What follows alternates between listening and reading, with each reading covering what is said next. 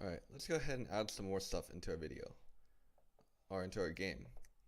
In this video, we're going to go and add more explosions and a game over. So let's go ahead and do a brief refresh. I can shoot them, and all is good. But when they collide with me, nothing happens. Now, what do I want to do? Well, if enemy tanks collide with me, my turret, I want my turret to go bye-bye, for their explosion to be happening also, and I want there to delete my turret object. So let's go ahead and add that event. The event is if there's a collision between the enemy and my turret. What do I want to do? I want to create an explosion. At what position? At my turret position. Now I'm not going to do the origin. And remember, .x is the origin of my turret. I'm going to specify the center point of my turret.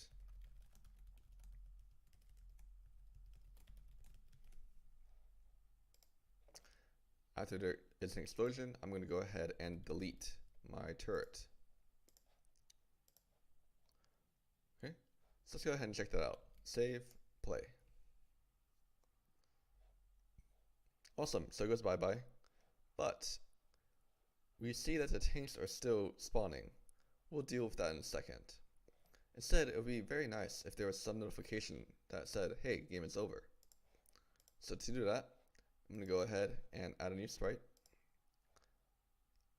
Add a new text object, sorry. And this is going to be called game over. I'm going to make the text color red. I'm going to make it say game over. And I'm going to change the size of it to, let's say, 60. And I'm going to specify a font. Now, if I don't specify a font, it still works. But I want to make it cool. So I'm going to edit it, choose a font, and I'm going to go into the downloaded stuff. And right here, we see that they provide a font for us. It's called dirtyeagle.ttf, and TTF stands for True Type Font File.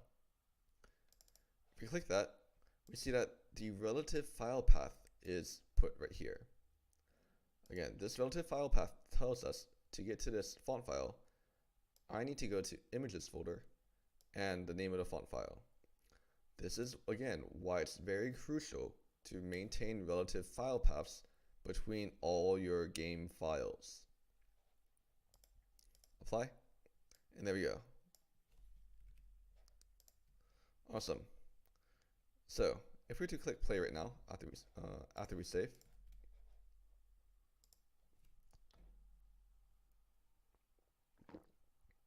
we see that game over is there even though the game is not over. In fact, it's at the very beginning. Let's go ahead and hide it when we start our game.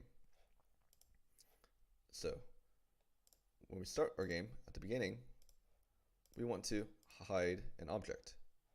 Common visibility hide. Hide the game over. Now, when do we want to show it?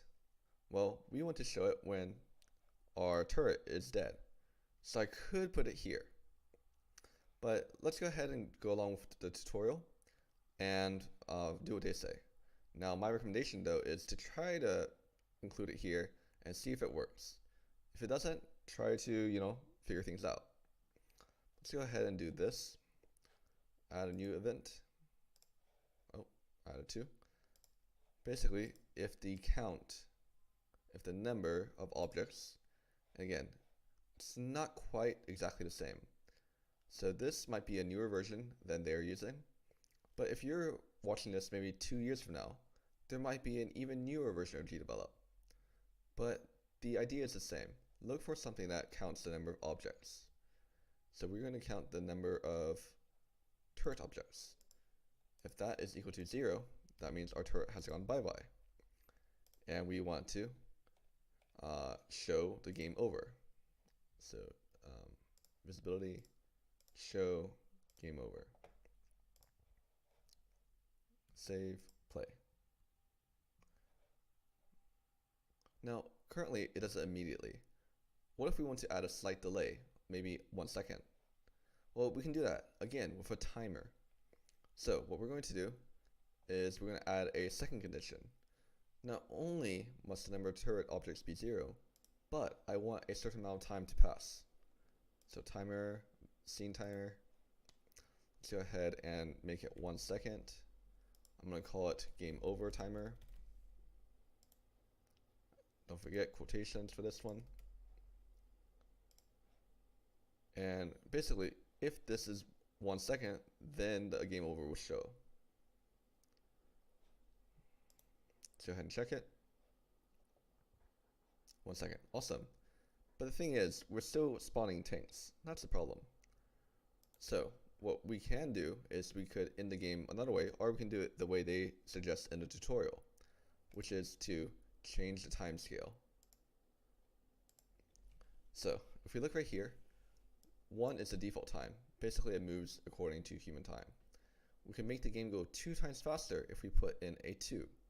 Or if we put it 0.5, we can make the game go 2 times slower. If we put it 0, we can make the game stop. So let's go ahead and check that.